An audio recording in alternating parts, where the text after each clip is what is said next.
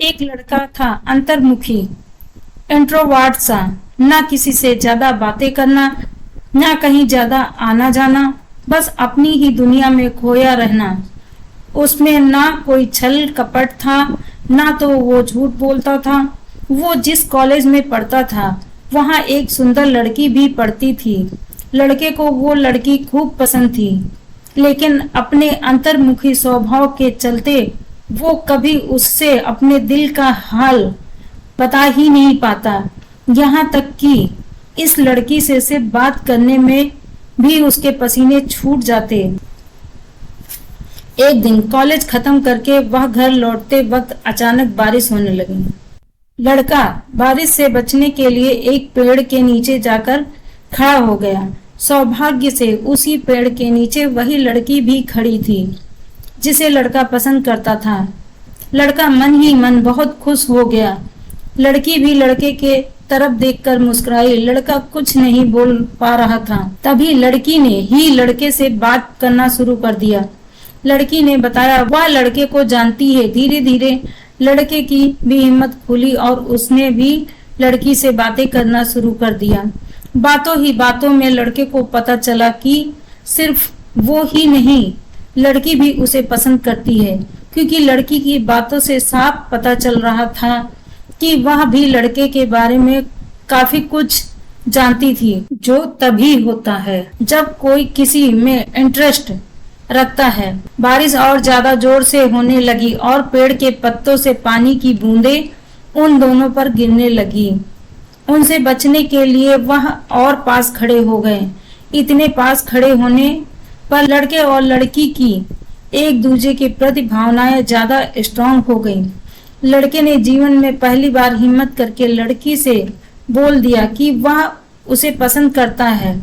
लड़की खुश हो गई और उसने भी यह बात मानी कि वह भी लड़के को काफी पसंद करती है। इस तरह से दोनों का प्यार उस पेड़ के नीचे एक नई मंजिल को पा गया। अब दोनों में उसी पेड़ के नीचे कई मुलाकातें होने लगी। वे अब एक दूसरे के बिना रह नहीं सकते थे।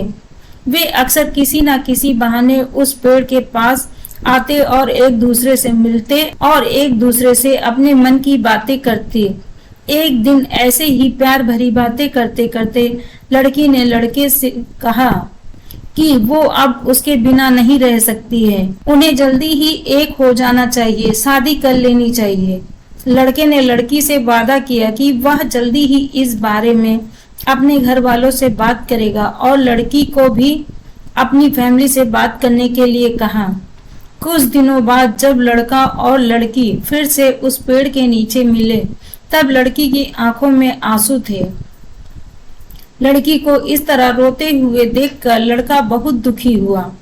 उसने लड़की से पूछा कि वह क्यों रो रही है। लड़की ने बताया कि उसने अपने घर वालों से उसकी शादी के लिए बात की तो उसके घर वाले बिल्कुल नहीं माने और उन्होंने जबरदस्ती उसकी शादी किसी और से तय कर दी।